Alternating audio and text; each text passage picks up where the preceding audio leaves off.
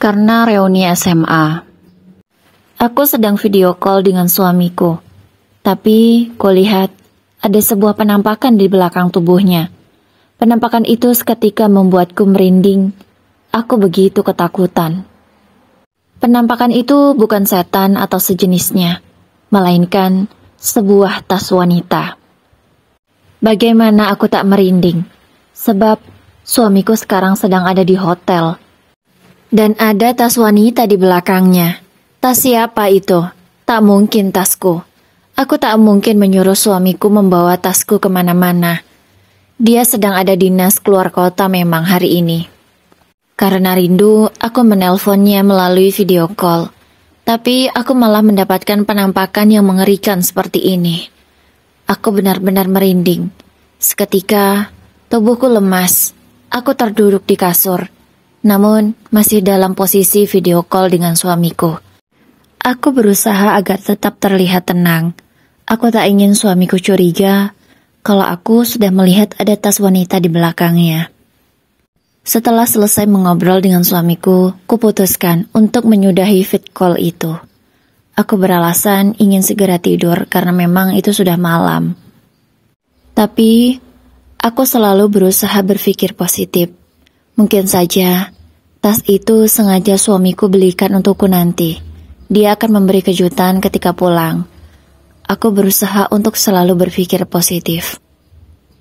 Kebesokan paginya, suamiku pun sudah pulang ke rumah.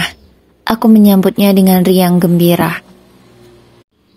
Karena di otakku masih berpikir bahwa tas yang kulihat tadi malam adalah hadiah untukku. Namun, sesampainya di rumah, suamiku tak memberikan apapun padaku. Oh, mungkin ditaruhnya di dalam koper, pikirku. Aku segera membereskan koper baju milik suamiku. Namun di sana juga tidak ada tas itu, sama sekali tidak ada. Seketika, pikiranku langsung negative thinking. Apa benar, suamiku semalam menginap dengan seorang wanita? Sungguh, pikiranku saat itu kacau. Aku benar-benar tidak tahu apa yang harus aku lakukan. Aku benar-benar hancur, sakit sekali rasanya. Jika memang benar, suamiku tadi malam menginap dengan seorang wanita. Hari itu, aku berusaha untuk tetap tenang, tidak terlihat panik atau sedih. Aku ingin suamiku tidak curiga padaku jika aku sudah mengetahui sesuatu rahasia yang cukup besar. Di hari Senin berikutnya, aku seperti biasa menyiapkan sarapan untuk suamiku berangkat kerja, dan aku juga akan segera berangkat kerja. Aku adalah seorang guru SD. Aku mengajar dari pagi sampai siang, sedangkan suamiku seorang pegawai kantor yang bekerja dari pagi sampai sore. Siang itu niatnya, aku ingin mengecek langsung ke hotel yang suamiku menginap. Sepulang sekolah nanti, akan kucek ke sana. Aku ingin tahu dengan siapa suamiku menginap tadi malam. Karena jaraknya yang lumayan jauh, aku membutuhkan waktu 2 jam untuk sampai ke hotel itu. Aku menempuh perjalanan selama itu. Sesampainya di hotel, aku segera bertanya pada resepsionis. Kutunjukkan foto suamiku dan juga namanya. Aku mengaku bahwa suamiku itu adalah kakakku, dan ada hal penting yang harus aku sampaikan dengan alasan nomornya tidak bisa dihubungi. Aku berpura-pura seperti itu. Kutunjukkanlah fotonya. Dan kata petugas resepsionis itu bahwa memang benar suamiku tadi malam menginap dengan seorang wanita. Dan suamiku mengaku bahwa wanita itu adalah istrinya. Seketika hatiku semakin sakit. Rasanya seperti diiris-iris. Aku benar-benar perih mendengar jawaban itu. Aku tak menyangka. Ternyata suamiku berbohong pada resepsionis bahwa wanita yang dia bawa adalah istrinya. Sedangkan aku adalah istrinya. Kemudian pikiranku melayang-layang. Apakah benar? Atau iya, suamiku sudah menikah lagi, sehingga berani-beraninya mengakui bahwa wanita itu adalah istrinya. Aku benar-benar bingung.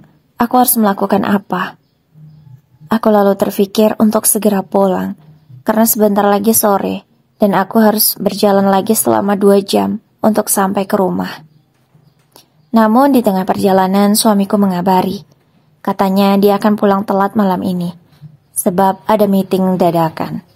Aku berusaha untuk percaya, namun aku akan mengikuti suamiku. Kuputuskan sore itu aku tidak langsung pulang ke rumah. Aku menuju ke kantor suamiku. Aku ingin tahu apakah benar jika malam ini dia memang ada meeting. Sesampainya di kantor suamiku memang waktunya pulang kerja.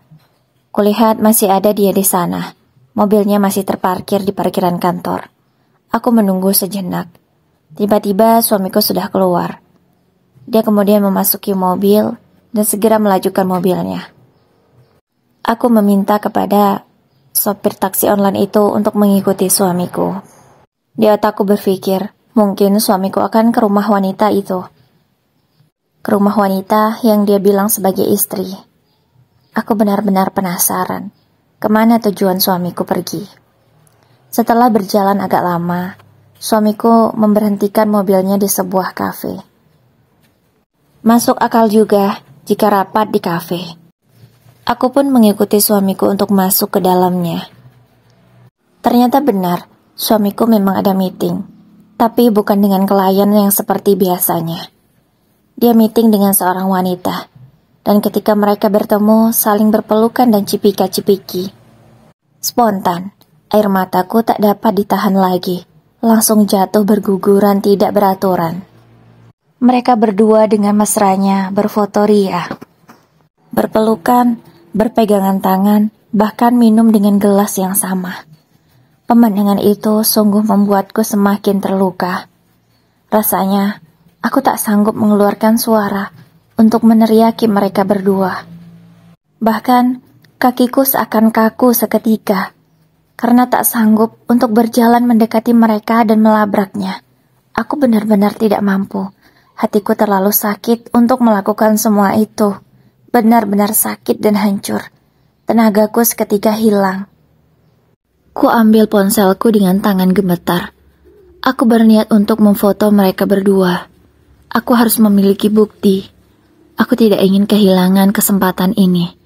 Namun, karena tubuhku yang sangat lemas, aku sampai salah mengambil, bukan handphone yang kuambil, melainkan kaca yang biasanya memang kubawa di dalam tas itu. Setelah mencari, akhirnya kutemukan teleponku.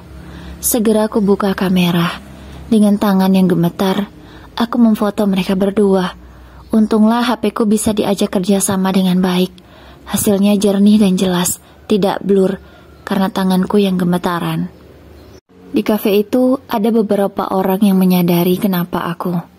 Mereka bertanya, "Mbak, kenapa? Kenapa terduduk di sini?" Sambil menangis pula. Tanya seseorang padaku. Aku berusaha untuk tenang. "Saya tidak apa-apa, tolong bantu saya berdiri," jawabku sembari meminta tolong padanya. "Mari saya bantu." Setelah dibantu berdiri, akhirnya kudapatkan kembali kekuatanku. Aku tidak jadi melabrak mereka. Kuputuskan untuk pulang. Sepanjang jalan, aku hanya bisa menangis. Aku benar-benar tidak tahu apa yang harus aku lakukan setelah ini. Aku benar-benar bingung. Sesampainya di rumah, aku teringat kalau beberapa bulan yang lalu, suamiku ada reuni dengan teman-teman SMA-nya.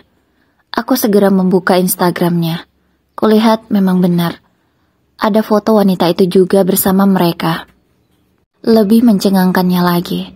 Ternyata mereka berfoto dengan posisi yang sangat dekat. Bahkan bersentuhan. Aku berpikir, jadi sejak saat itu, mereka mulai dekat lagi. Aku pun menelpon seorang teman yang juga sekelas dengan suamiku dulu. Aku bertanya padanya, "Halo Fir, kamu kenal dengan teman suamiku ini kan?" Aku sembari mengirimkan foto. Tak lupa aku lingkari juga orang yang aku maksud. "Iya, aku kenal. Kita kan sekelas. Tentu aku tahu lah," jawab teman suamiku itu. "Oh iya Fir, kamu tahu sesuatu tidak tentang mereka? Atau mungkin mereka dulu ada hubungan?" Tanya aku lagi. "Kalau hubungan sih tidak ada dulu. Cuman wanita itu memang sempat suka dengan suami kamu dulunya. Tapi suamimu tidak merespon, karena dia dulu belum se-glow up sekarang. Dan kayaknya sih sekarang mereka ada sesuatu deh. Soalnya setiap kali reuni atau aku tak sengaja melihat mereka bertemu, seperti ada tatapan yang aneh. Tapi aku tidak tahu ya. Kamu jangan kemakan omonganku. Aku hanya sedikit curiga saja. Mungkin kamu bisa menyelidikinya sendiri. Oh, begitu ya. Jawabku singkat. Kalau boleh tahu, siapa nama wanita itu dan alamat rumahnya? Aku mulai dengan nada serius. Loh, kenapa kamu tiba-tiba ingin tahu siapa namanya dan alamat rumahnya? Aku tadi tak sengaja melihat suamiku bermesraan dengan wanita itu. Jawabku dengan nada yang sudah bergetar karena aku menangis. Apa? Mereka berdua bermesraan? Di mana? Tanya Vira dengan penasaran. Ada di suatu tempat. Kamu tidak perlu tahu dulu. Dan aku mohon jangan ceritakan ini pada siapapun. Aku hanya ingin tahu di mana rumah wanita itu. Baik-baik. Aku berikan ya. Aku kirim sekarang. Aku lalu menutup telepon dan kulihat sudah dikirim alamatnya. Aku segera menuju ke rumah wanita itu. Sesampainya di sana, aku benar-benar gemetar. Aku harus menguatkan diri terlebih dahulu. Aku tidak boleh terlihat lemah. Aku mulai memberanikan diri untuk mengetuk pintu. Yang membukakan pintu adalah seorang pria. Dan aku mengenal siapa pria itu. Ada apa, Bu, malam-malam? Mau ketemu Bella ya? Tanyanya dengan sangat ramah. Iya, pria itu adalah wali murid dari salah satu muridku. Karena setiap hari, aku selalu bertemu dengan dia. Dia selalu mengantarkan anaknya berangkat sekolah. Setiap hari. Kami pun sering sekali mengobrol ketika bertemu. Jadi, aku kenal siapa pria itu. Aku menjawab dengan gugup. Maaf Pak, mengganggu malam-malam. Saya tidak ingin bertemu Bella, namun saya ada sedikit urusan dengan Ibu Fani. Apa benar ini rumah Ibu Fani? Tanyaku, karena aku takut salah rumah. Iya, benar ini istri saya, Fani. Ada apa ya, Bu? Lalu pria itu memanggil istrinya. Jantungku serasa semakin deg-degan. Ternyata selingkuhan suamiku adalah istri dari wali muridku sendiri. Wanita itu tampak kebingungan, karena memang kami tak saling mengenal. Aku memperkenalkan diri. Saat itu, aku tak tega dengan anak dari mereka berdua. Aku tak mungkin mengatakan bahwa istrinya ada hubungan dengan suamiku. Aku berpura-pura ingin membicarakan bisnis dengan wanita itu. Aku pun diajaknya ke taman belakang rumah mereka, supaya bisa mengobrol lebih leluasa. Sesampainya di sana, aku segera bertanya pada wanita itu. Apa benar kamu memiliki hubungan spesial dengan suamiku? Tanyaku dengan sebelah mataku yang sudah menangis. Oh, jadi kamu istrinya Roni? Tanyanya ketus. Iya, aku istrinya. Dan aku minta kamu jauhi suamiku. Aku dan dia selama ini baik-baik saja sebelum ada kamu. Kita ini sama-sama perempuan. Seharusnya kamu bisa mengerti bagaimana sakitnya pengkhianatan. Enggak, aku nggak mau ninggalin suami kamu. Aku cinta sama dia. Aku nggak mau. Jawabnya dengan nada yang juga ketus. Kenapa kamu tidak mau meninggalkan suamiku? Kamu sudah memiliki suami yang baik dan juga anak yang sangat lucu dan pintar. Apalagi yang kamu cari? Di mana pikiran sehatmu? Tanyaku dengan emosi. Aku sudah lama menyukai suamimu, jadi aku tidak mungkin melepasnya begitu saja. Sedari SMA aku menyukai dia, baru sekarang aku mendapatkannya. Jadi tidak mungkin aku meninggalkan dia. Baik, kalau kamu tidak mau meninggalkan suamiku, kamu akan merasakan sendiri akibatnya. Ucapku berusaha untuk menakut-nakutinya. Kamu pikir aku takut dengan ancamanmu? Jawabnya dengan nada yang agak tinggi. Oh, jadi kamu tidak takut dengan ancamanku? Kalau begitu, akan kupastikan, di pengadilan nanti, kamu tidak akan bisa mendapatkan hak asuh anakmu itu.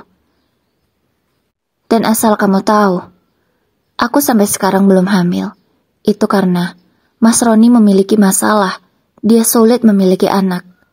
Makanya, sampai sekarang kami belum mempunyai anak. Karena tidak mungkin pengadilan akan memberikan hak asuh anak kepada seseorang yang memiliki pria idaman lain. Ucapku dengan nada yang tegas. Aku berharap setelah ini dia berpikir dan berubah pikiran. Seketika wanita itu terdiam. Aku yakin, tak mungkin seorang ibu mau terpisah dari anaknya. Aku hanya bisa berharap setelah ini dia benar-benar meninggalkan suamiku. Aku pun segera berpamitan, karena menurutku urusanku sudah selesai dengan wanita itu. Sesampainya di rumah, kulihat mobil suamiku sudah ada. Pasti dia sudah pulang. Aku segera mengucapkan salam dan masuk. Aku berusaha untuk tidak terlihat menangis. Aku masih ingin memperbaiki rumah tanggaku. Aku tidak ingin bercerai dengan suamiku. Aku masih sangat mencintainya. Bagiku, pernikahan adalah sakral, tidak boleh dimain-mainkan. Aku akan memaafkan suamiku jika dia mau berubah. Aku ingin rumah tangga ini tetap berjalan utuh. Tidak ada yang namanya perceraian. Kulihat suamiku sudah duduk di sofa ruang tamu kami. Dia nampak memandang ke satu arah dengan tatapan marah. Aku bertanya padanya, "Kenapa, Mas?" tanyaku. "Karena kamu sudah tahu, tidak perlu ada yang aku tutupi lagi. Kamu tidak perlu mengancam dia seperti itu. Karena aku akan meninggalkan kamu demi dia. Aku tidak peduli. Kamu mau memohon sekeras apapun, aku akan menceraikan kamu." Seketika, aku langsung rapuh. Tak mampu kakiku menopang tubuhku lagi. Aku langsung terjatuh di lantai. Aku benar-benar syok, karena suamiku sudah mengetahui bahwa aku barusan mendatangi wanita itu. Pasti wanita itu yang sudah menelpon suamiku. Dan lebih tak kusangkanya lagi, ternyata suamiku lebih memilih wanita itu daripada aku istrinya, yang selama ini sudah setia mendampingi dia dengan segala kekurangannya. Aku mohon jangan, Mas. Kita masih bisa memperbaiki rumah tangga kita ini. Aku mohon kamu pikirkan baik-baik. Kita sudah lama menikah, Mas. Kita sudah berjuang bersama. Hanya karena wanita itu, kamu rela meninggalkan aku begitu saja. Ucapku sembari menangis dengan suara yang lemah. Kamu itu membosankan, tidak menarik lagi bagiku. Dia jauh lebih menarik dan jauh lebih cantik daripada kamu. Dia lebih bisa membuatku senang dan bahagia. Bukan sepertimu. Ucap suamiku, lalu beranjak pergi. Kamu mau kemana, Mas? Teriakku panik. Aku akan keluar dari rumah ini. Kita bukan suami istri lagi. Jawab suamiku dengan nada yang semakin tinggi. Jangan, Mas, aku mohon. Kamu jangan begini. Kita bisa perbaiki hubungan kita, Mas. Aku mohon jangan begini. Aku berusaha memegang kaki suamiku, karena dia sudah akan keluar pintu. Aku benar-benar panik. Aku tak ingin rumah tanggaku hancur. Namun, mau sekuat apapun aku menghalangi suamiku, dia tetap berusaha untuk pergi. Dia segera melepaskan genggaman tanganku di kakinya, lalu beranjak pergi, menaiki mobilnya, dan sudah tidak terlihat lagi. Semalaman itu, aku hanya bisa menangis. Aku benar-benar tidak menyangka jika rumah tanggaku akan berakhir seperti ini. Aku harus berusaha mempertahankan rumah tanggaku. Aku harus meminta maaf pada suamiku. Kebesokannya, aku datangi rumah mertuaku. Tapi, kulihat tidak ada lagi mobil suamiku. Dia pasti sudah berangkat kerja. Aku pun langsung memutuskan untuk ke sekolah melaksanakan tugasku. Di jam pulang sekolah, aku bertemu dengan suami dari wanita itu. Aku mengajaknya bicara. Aku tidak bisa lagi menutupi ini dari dia. Kasihan juga kalau dia tidak tahu bahwa istrinya selingkuh. Apa? Ibu serius bicara seperti ini? Apa buktinya, Bu? Tanya pria itu serasa tidak percaya. Saya ada buktinya, Pak Hardi. Ini. Aku menunjukkan ponselku yang ada foto mereka berdua di malam itu. Dan Bapak perlu tahu lagi bahwa di malam minggu kemarin, istri Bapak dan suami saya menginap di hotel. Saya sudah menanyakan kepada resepsionis, dan memang benar, mereka menginap di sana. Saya tidak bisa membayangkan, Pak, apa yang terjadi di antara mereka berdua malam itu. Saya sungguh tidak sanggup membayangkannya. Ucapku dengan air mata yang sudah tidak dapat kutahan lagi. Astagfirullahaladzim. Saya benar-benar tidak menyangka bahwa istri saya sekeji itu. Tolong bantu saya, Pak. Tolong beritahu istri Anda untuk berhenti mengikuti suami saya dan mendekati suami saya. Karena saya ingin rumah tangga saya tetap berjalan, tetap utuh, tidak ada perceraian. Karena tadi malam, suami saya sudah menceraikan saya. Tapi saya berusaha untuk bisa kembali lagi dengan suami saya. Jadi tolong, bantu saya, Pak. Ucapku sangat memohon kepada Pak Ardi. Baiklah, saya juga tidak ingin rumah tangga saya hancur.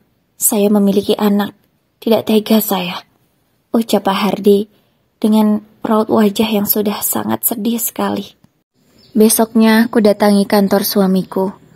Aku memohon padanya agar kita bisa kembali lagi. Namun, suamiku tetap tidak peduli. Dia masih tetap memilih wanita itu daripada aku.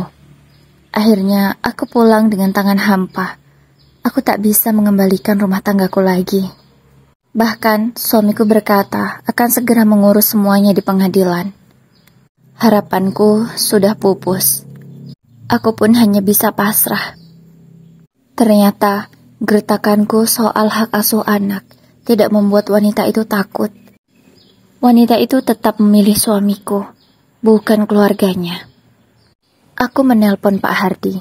Ku beritahu bahwa aku memang sudah resmi ditalak oleh suamiku.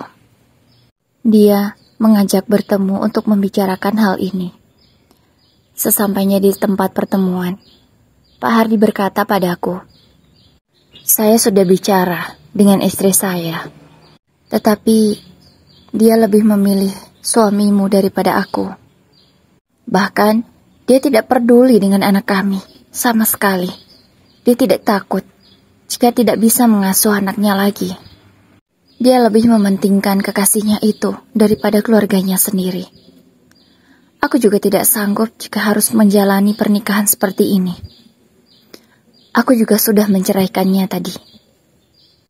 Aku dan Hardi malah saling curhat tentang kesedihan kami.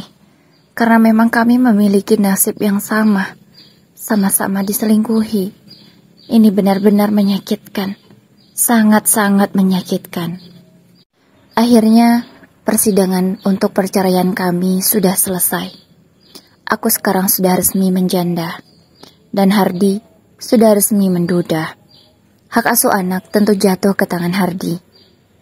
Sekarang, aku bisa menjalani hidupku dengan lebih tenang. Meskipun, sesekali aku masih menangis. Karena belum bisa menerima semua ini. Aku masih sangat mencintai mantan suamiku itu. Tapi aku harus move on. Tidak boleh, aku terpuruk semakin jauh. Menangisi pria yang tidak bertanggung jawab seperti dia. Tak terasa sudah 3 bulan aku bercerai. Tiba-tiba pintu rumahku diketuk. Hari itu adalah terakhir masa idahku. Aku senang, karena setelah ini aku bisa menjalani hidupku seperti biasanya. Dengan gembira, ku buka pintu itu. Ternyata, selingkuhan mantan suamiku yang datang. Seketika, moodku yang tadinya baik, hancur. "Ada apa kesini?" tanyaku ketus. "Aku cuman mau kasih ini ke kamu," ucap wanita itu sembari menyodorkan sebuah undangan. Dengan gayanya yang seakan menyindirku, aku benar-benar muak melihatnya. Aku melihat dia berlagak seolah pemenang, sedangkan aku kalah. Ternyata dia datang membawa undangan pernikahan dia dengan mantan suamiku. Aku benar-benar tidak menyangka. Kamu jangan lupa datang ya. Oh iya, mana cincin pernikahanmu dulu? Bawa sini. Aku tidak mau nanti kamu masih mengaku-ngaku sebagai istri dari Mas Roni. Bawa sini cincinnya. Ucapnya sembari mengulurkan tangan agar aku segera memberikan cincin pernikahan kami. Aku pun segera mengambilnya di laci. Kuberikan kepada wanita itu. Aku juga sudah tidak membutuhkannya. Setelahnya dia pergi. Baiklah, aku akan datang ke pernikahan kalian. Akan aku saksikan dua pengkhianat menikah. Aku akan lihat sebahagia apa kalian nanti. Di hari H pernikahan mereka, aku benar-benar datang bersama Hardi. Karena aku memang mengajaknya. Kebetulan dia juga diundang oleh mantan istrinya itu. Tak lupa juga kami mengucapkan selamat kepada mereka berdua. Dengan gaya seolah pemenang, mereka memamerkan kemesraan dan kebahagiaan mereka. Tapi, entah mengapa, aku tidak merasa cemburu atau sakit hati lagi. Mungkin aku sudah bisa move on ya. Sekarang, aku semakin lega. Aku bisa menjalani hidupku dengan lebih tenang lagi. Namun, ketenanganku tiba-tiba diusik oleh mantan suamiku. Dia datang, sembari mengeluh tentang pernikahannya. Kupikir siapa tamunya. Ternyata mantan suamiku. Kupersilahkan dia duduk di teras rumah. Yang awalnya dia meminta untuk masuk. Tapi kukatakan, kita bukan muhrim, tak baik jika hanya berdua di dalam rumah. Aku menyesal sudah menceraikan kamu. Aku benar-benar tidak menyangka kalau istriku itu tidak lebih baik daripada kamu. Aku rindu kesabaranmu yang dulu, kelembutanmu, dan rasa cintamu serta perhatianmu kepadaku. Aku benar-benar menyesal menikah dengan wanita itu. Dia tidak sepertimu. Dia begitu posesif dan banyak mengatur. Semuanya ingin dia atur. Dengan alasan dia takut kehilangan aku dan takut diselingkuhi. Bahkan kontak di HP-ku pun dia yang mengaturnya. Nomor yang sekiranya dia tidak suka langsung dia hapus. Aku benar-benar muak dengan dia. Aku ternyata sudah salah memilihnya. Aku mohon maafkan aku. Aku ingin kembali kepadamu. Aku masih mencintaimu. Aku tidak salah dengar, Mas, tanyaku. Kalian baru 1 bulan menikah. Kenapa kamu datang ke rumah mantan istrimu dan curhat seperti ini? Apakah kamu tidak memiliki malu? Kenapa kamu seperti laki-laki yang tidak memiliki harga diri, Mas? Tanyaku kesal. Karena kenapa? Dia tiba-tiba datang dan menceritakan istrinya yang seperti itu. Itu kan pilihannya. Kenapa harus menyesal? Gumamku di dalam hati. Aku tidak peduli kamu mau bicara apa. Yang jelas aku ingin kamu tahu isi hatiku yang sebenarnya. Aku ingin kembali padamu. Ucapnya lagi dengan air mata. Tapi aku tidak peduli kali ini. Aku menyuruhnya pergi karena aku tidak suka kehadirannya. Akhirnya dengan terpaksa dia pergi. Namun masih tetap saja menatapku dengan tatapan yang menurutku tidak pantas. Setelah hari itu, aku berusaha untuk menghindari bertemu dengan mantan suamiku itu. Karena aku tidak mau kejadian kemarin terulang lagi. Kini, aku malah dekat dengan seseorang. Dan sebentar lagi, aku akan menikah dengan dia. Aku berharap pernikahanku yang kali ini bisa berhasil dan kami bisa bahagia. Beberapa hari kemudian, hari ini adalah tepat hari pernikahanku. Aku sudah berdandan cantik untuk melangsungkan ijab kabul. Aku menikah sederhana saja, yang penting sah. Namun, baru saja akan melangsungkan ijab kabul itu. Tiba-tiba terdengar suara mantan suamiku menghentikan acara itu. Berhenti, kamu tidak boleh menikah dengan dia, ucap mantan suamiku. Kamu kenapa, Mas? Kita ini tidak ada hubungan lagi. Aku berhak menikah dengan siapapun, ucapku dengan nada yang tegas. Aku masih mencintaimu. Aku ingin kita kembali, ucapnya dengan air mata. Tidak bisa, Mas. Kamu sudah memiliki istri. Terima saja kekurangan istrimu itu. Itu kan pilihanmu. Tidak perlu mengungkit masa lalu kita, ucapku lagi. Akhirnya, mantan suamiku diseret oleh istrinya keluar ruangan, di mana tempat berlangsungnya acara pernikahanku. Aku pun bisa melanjutkan lagi acara ijab kabul itu dengan tenang.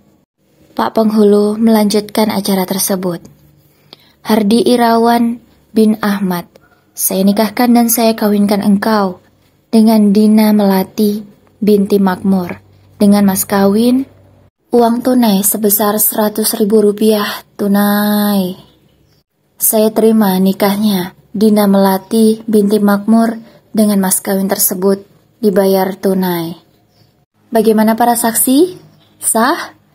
Sah, ucap para tamu undangan dengan begitu bahagia dan sorak-sorai. Akhirnya, aku resmi menjadi seorang istri lagi. Aku sangat bahagia. Dan 2 bulan setelah pernikahanku itu, aku hamil. Bella akan memiliki seorang adik. Aku dan suamiku sangat bahagia. Aku berharap ini adalah pernikahanku yang terakhir.